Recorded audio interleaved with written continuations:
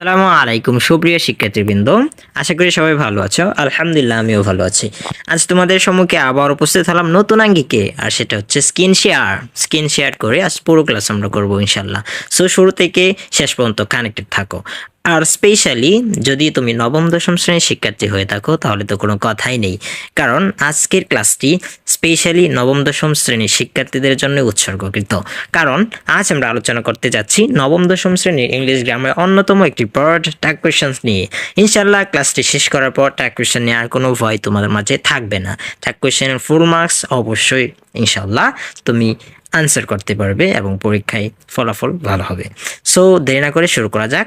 শুরু করার আগে ছোট্ট একটি রিকোয়েস্ট, যদি চ্যানেলটি এখনও সাবস্ক্রাইব করে না থাকো প্লিজ চ্যানেলটি সাবস্ক্রাইব করে পাশে থাকা বেল আইকনটি ক্লিক করে দাও। আর যারা আমাদের ফেসবুক পেজ থেকে ভিডিওটি দেখতেছো তাদের কাছে রিকোয়েস্ট থাকবে আমাদের পেজটি ফলো দিয়ে রাখো।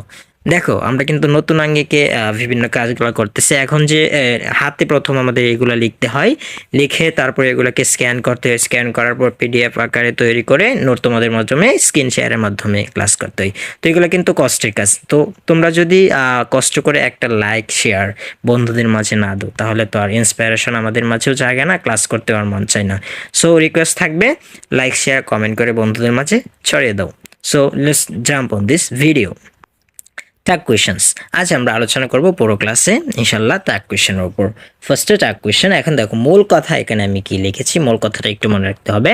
অ্যাফার্মেটিভ সেন্টেন্সের নেগেটিভ ট্যাগ হয়, মানে অ্যাফার্মেটিভ সেন্টেন্স যদি অ্যাফার্মেটিভ হয় তাহলে ট্যাগটা হবে নেগেটিভ, আর একটা হচ্ছে নেগেটিভ সেন্টেন্সে অ্যাফার্মেটিভ ট্যাগ হয়। আর সেন্টেন্সটা যদি আমার নেগেটিভ হয় তাহলে ট্যাগটা হবে আমার অ্যাফার্মেটিভ। এটা হয়তো জানার কথা, তবু যদি যারা না জানো জেনে রাখো।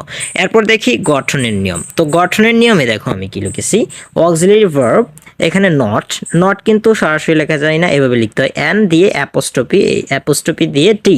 নট নেগেটিভ হলে, যদি তোমার নেগেটিভ ট্যাগটা হয় তাহলে তখন নট দিতে, আর ট্যাগটা যদি অ্যাফার্মেটিভ হয় তখন কিন্তু তোমার কি নট দিতে হবে না।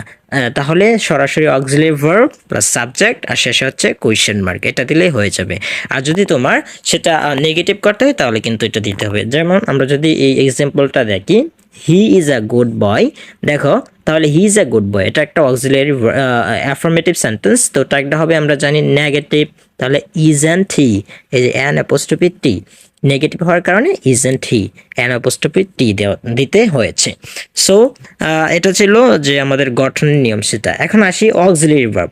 অক্সিলারি ভার্ব কিন্তু আমরা কম বেশি সবাই জানি, অক্সিলারি ভার্ব তোমাদের জানার কথা, এগুলো ক্লাস 4-5 থেকেই পড়ানো হয়। তো am, is, are, do, does, did, have, has, had, may, might, can, could, shall, should, would, to, need, dare, এগুলো হচ্ছে অক্সিলারি ভার্ব। সবগুলো আমি লিখলাম না, যেহেতু এমনিতে ভিডিওটা মোটামুটি লং হয়ে যাবে তাই আমি সবগুলো লিখলাম না। তোমরা ইউটিউবে বা গুগলে সার্চ করলে পাবে, অক্সিলারি ভার্বগুলো শিখে নিবে যদি না শেখা থাকে। সো এই সবগুলো অক্সিলারি ভার্বের মধ্যে আমাদের মাত্র পরিবর্তন হচ্ছে 4টা, মনে রাখতে হবে। এম থাকলে আমাদের এম নট যদি থাকে তাহলে এম নট লেখা যাবে না, লিখতে হবে আরেন্ট। যদি শ্যাল নট থাকে আমাদের লিখতে হবে শান্ট, যদি উইল নট থাকে আমরা লিখবো ওন্ট, ক্যান নট থাকলে লিখবো কান্ট। এই হচ্ছে কথা। এখন দেখো অক্সিলারি ভার্ব যদি না থাকে, অনেক সময় সেন্টেন্সে অক্সিলারি ভার্ব না থাকে না থাকলে ডু, ডাজ, ডিডকে অক্সিলারি ভার্ব হিসেবে নিতে হবে এবং সেই হিসেবে ট্যাগ কোয়েশ্চেন করতে হবে। তো ডু, ডাজ, ডিড কোথায় কোনটা বসবে, V2, যদি V2 হয় তাহলে ডিড, এরপর ভার্বের শেষে যদি এস বাই এস হয় তাহলে ডাজ, আর বাকি সব ক্ষেত্রে ডু। এই হচ্ছে আমাদের কথা। এরপর দেখি আমরা নেগেটিভ শব্দ।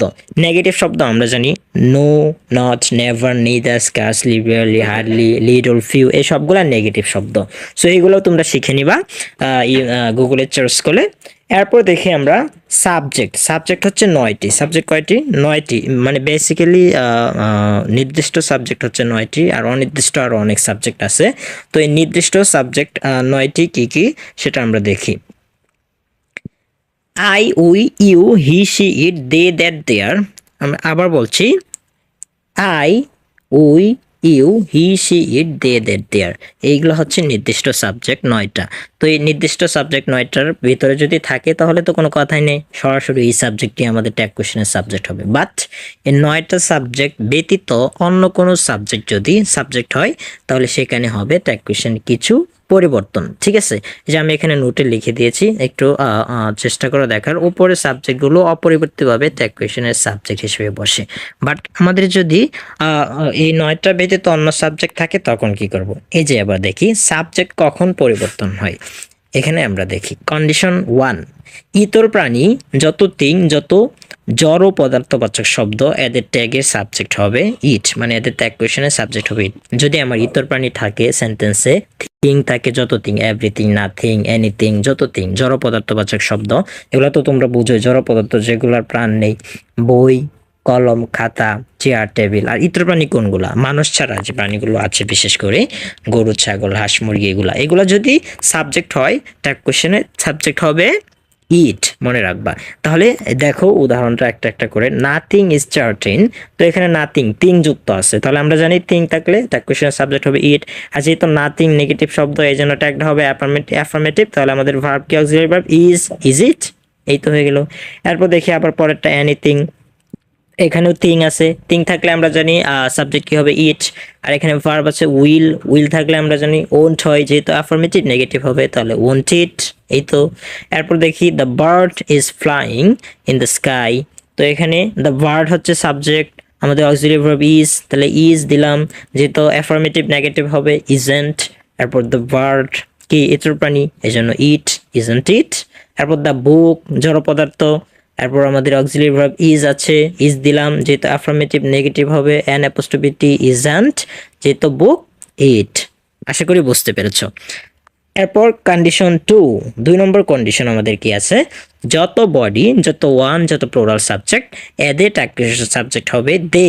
তার মানে আমাদের যত body, everybody, anybody, nobody, যত বডি আছে, যত one, everyone, anyone, no one. এরপর যত প্লোরাল সাবজেক্ট, মানে ওই সাবজেক্ট 9টা সাবজেক্ট ব্যতীত যত প্লোরাল সাবজেক্ট আছে। বার্ড যদি হয়, বার্ডের সাথে এর যুক্ত করলাম বার্ডস, এটা কিন্তু প্লোরাল, ঠিক আছে। এইভাবে তো দেখি ফার্স্টের যে উদাহরণটা আছে, নোবডি হেল্প মি, তো এখানে দেখো নোবডি, বডি আছে আমরা জানি যত বডি, তো এখন ভার্বটা দেখতে হবে। ভার্ব কিন্তু এখানে আছে হেল্পড, ইডি যুক্ত আছে, তার মানে ভি2 আছে। আমরা জানি যেহেতু অক্সিলারি ভার্ব নেই, আমাদের ডো ডাজ ডিডকে নিতে হবে, তো ভি2 আছে, তার মানে আমরা ডিড নিব, ডিড নিলাম। এরপর যেহেতু নোবডি এটা হচ্ছে নেগেটিভ শব্দ, এই জন্য অ্যাফার্মেটিভ হবে ট্যাগটা, তাহলে ডিড। এরপর যেহেতু বডি আছে সাবজেক্ট হবে দে, তাহলে ডিড দে। এরপর দেখি এভরিবডি, এখানেও বডি আছে সেম ভাবে, তো এখানে কিন্তু অক্সিলারি ভার্ব নাই, বাট ইএস আছে, লাইকস, তো আমরা জানি এস বা ইএস থাকলে ভার্বের শেষে ডাজ নিব, তো আমরা ব্যবহার করলাম ডাজ, যেহেতু অ্যাফার্মেটিভ কোনো নেগেটিভ সাইন নাই, তাহলে নেগেটিভ হবে ডাজন্ট। তারপর বডি আছে দে, ডাজন্ট দে। এরপর আসি everyone want to be happy, তো এভরিওয়ান, এখানে ওয়ান, যত ওয়ান আমরা জানি। এরপর ওয়ান্ট, এখানেও কিন্তু অক্সিলারি ভার্ব নেই, তো যেহেতু এস বাই ইএস নেই, আবার ভি2 না, তাহলে আমাদের ডু হবে, ডু নিলাম। এরপর যেহেতু অ্যাফার্মেটিভ নেগেটিভ হবে an apostrophe T, don't, one থাকার কারণে দে, ডোন্ট দে। এরপর দেখি ভার্বস, এরপর আর আছে অক্সিলারি ভার্ব, যেহেতু অ্যাফার্মেটিভ নেগেটিভ হবে আরন্ট। এরপর ভার্স, যেহেতু এস যুক্ত সিঙ্গুলার প্লুরাল সাবজেক্ট, তো দে হবে, সাবজেক্ট হবে দে, আরন্ট দে, এই যে আরন্ট দে, ঠিক আছে। আশা করি কন্ডিশন 2 তোমরা ক্লিয়ারলি বুঝতে পেরেছো। এরপর আসি কন্ডিশন 3। কন্ডিশন 3তে দেখো আমি কি লিখেছি, যত অফ দ্যাম ইজ ইকুয়াল দে, তার মানে অফ দ্যাম থাকলেও, যত of them, one of them, some of them, most of them, যত অফ দ্যাম এগুলো থাকলেও দে হবে। তাহলে আমরা উদাহরণটা দেখি, most of them were present, most of them, এই যে অফ দ্যাম আছে, তারপর এখানে কিন্তু অক্সিলারি ভার্ব আছে ওয়ার দিলাম, যেহেতু অ্যাফার্মেটিভ সেন্টেন্সটা ট্যাগটা হবে নেগেটিভ, ওয়ারেন্ট, অ্যান অ্যাপোস্ট্রফি টি। এরপর মোস্ট অফ দ্যাম, দ্যাম থাকার কারণে, অফ দ্যাম থাকার কারণে দে, মোস্ট অফ দ্যাম, ওয়ারেন্ট দে। শেষ কন্ডিশন 3। এবার আসি কন্ডিশন 4। কন্ডিশন 4 হচ্ছে ইম্পারেটিভ সেন্টেন্স। আমরা তো ইম্পারেটিভ সেন্টেন্স টপিক জানি, আর ইম্পারেটিভ সেন্টেন্সে লেটস বা লেটাস থাকলে শ্যালুই, আর বাকি সব ক্ষেত্রে উইলিউ বসে। লেটস বা লেটাস থাকলে শ্যালুই, আর বাকি সব ক্ষেত্রে উইলিউ, এটা মনে রাখতে হবে। লেটস অথবা লেটাস এই দুইটা যদি সাইন আমরা পাই, নিঃসন্দেহে শ্যালুই, আর না থাকলে উইলিউ। এখানে একটা মজা আছে ইম্পারেটিভ সেন্টেন্সে, যে আমাদের অ্যাফার্মেটিভ নেগেটিভের কথা ভাবতে হয় না। শ্যালুই যদি লেটস বা লেটাস পাই, ডাইরেক্ট শ্যালুই, না পাইলে উইলিউ, কোনো কথা নাই। এখন কথা হচ্ছে ইম্পারেটিভ সেন্টেন্স আমরা চিনবো কিভাবে? সাইন আছে, কিছু কিছু সাইন আছে, আমি বলি নেই, প্রয়োজনে তোমরা ক্লাসটা 2-3 বার করে শুনে নিবা, নোট করে নাও সম্ভব হলে। কি কি দিয়ে শুরু হয়? লেট দিয়ে শুরু হয়, মূল ভার্ব দিয়ে শুরু হয়, ঠিক আছে। এরপর হচ্ছে নেভার দিয়ে শুরু হয়, কি বললাম, লেট দিয়ে শুরু হয়, মূল ভাব দিয়ে শুরু হয়, নেভার দিয়ে শুরু হয়, প্লিজ কাইন্ডলি দিয়ে শুরু হয়। ঠিক আছে, এইগুলা দিয়ে হচ্ছে আমাদের ইম্পারেটিভ সেন্টেন্স শুরু হয়। তো এইগুলা যদি এগুলোর মধ্যে শুধু লেটস বা লেটাস পাই তাহলে আমরা শ্যালই দিব, আর বাকি সবগুলাতে উইল ইউ। ঠিক আছে, এবার উদাহরণে আসি। Let's play cricket. দেখো লেটস আছে, তার মানে কোনো ভাবনা নেই, শ্যালই। আবার দেখি লেটাস, কোনো ভাবনা নেই, শ্যালুই। আবার দেখি লেট মি, এখানে কিন্তু লেটস বা লেটাস নাই, তাহলে কি হবে, উইল ইউ, ইজি। এরপর দেখো নেভার, এই যে আমি বললাম যে নেভার দেশের হয়, নেভার টেল লাই, তাহলে এখানে কি হবে, উইল ইউ, কোনো ভাবনা নাই। এটা কিন্তু অনেক মজার বিষয়। আচ্ছা, এরপর আসি আমরা কন্ডিশন 5, এটাই আমাদের সর্বশেষ কন্ডিশন। কন্ডিশন 5-এ দেখো কি, এক্সক্লেমেটরি সেন্টেন্স। এগুলোতে এক্সক্লেমেটরি সেন্টেন্সে সাবজেক্ট এবং ভার্ব অনেক সময় থাকে না। যদি সাবজেক্ট এবং ভার্ব না থাকে, ইট ইজ কে সাবজেক্ট এবং ভার্ব হিসেবে ধরে নিতে হবে। তার মানে ইট কে ধরবা সাবজেক্ট, ইজ কে ধরবা ভার্ব। তো সাবজেক্ট ভার্ব ধরে এই হিসেবে আমার ট্রাক কোয়েশ্চেন করতে হবে। যেমন হোয়াট এ স্যাড, কি দুঃখের ব্যাপার। তো এখানে কিন্তু সাবজেক্ট ভার্ব কিছুই নেই, এজন্য আমাদের ইট ইজকে নিতে হবে। তো ইট তো যেহেতু সাবজেক্ট শেষে পড়বে, ভার্বটা আগে আসবে, তাহলে ইজ আনলাম আমরা ভার্ব। যেহেতু অ্যাফার্মেটিভ সাইন, এটা নেগেটিভ সাইন নেই, তাহলে ইজন্ট ইট। এরপর আসি হাউ মাচ বিউটিফুল, এখানেও কিন্তু সাবজেক্ট ভার্ব নেই, ইট ইট এবং ইজকে নিতে হবে। তো ইজকে ভার্ব ধরলাম, ইজন্ট ইট, যেহেতু অ্যাফার্মেটিভ নেগেটিভ, ইজন্ট ইট। আবার দেখি how nice the shirt is, এখানে কিন্তু দেখো সাবজেক্ট ভার্ব দুইটা আছে। একটু বলো তো সাবজেক্ট কোনটা ভার্ব কোনটা?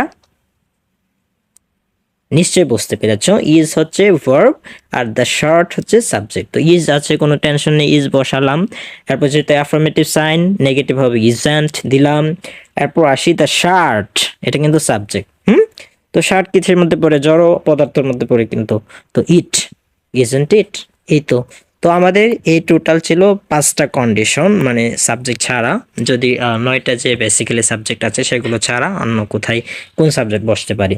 সো এই ছিল ট্যাগ কোয়েশনে আপাত মস্তক, আর কোনো রোল নেই। আশা করি শুরু থেকে শেষ পর্যন্ত যারা ক্লাসটি করেছো, ট্যাগ কোয়েশন তোমার কাছে একদম ইজি হয়ে গেছে এবং এখানে ফুল মার্কস তুমি ক্যাপচার করতে পারবে ইনশাআল্লাহ। সো আবারও বলছি ক্লাস শেষে যে তোমাদের একটি লাইক কমেন্ট কিন্তু আমাদেরকে অনেক ইন্সপিরেশন যোগায়। So please like comment share করে বন্ধুদের মাঝে ছড়িয়ে দাও। সো দেখা হচ্ছে অন্য কোনো ভিডিওতে। Till then everybody be careful about your studies. আসসালামু আলাইকুম।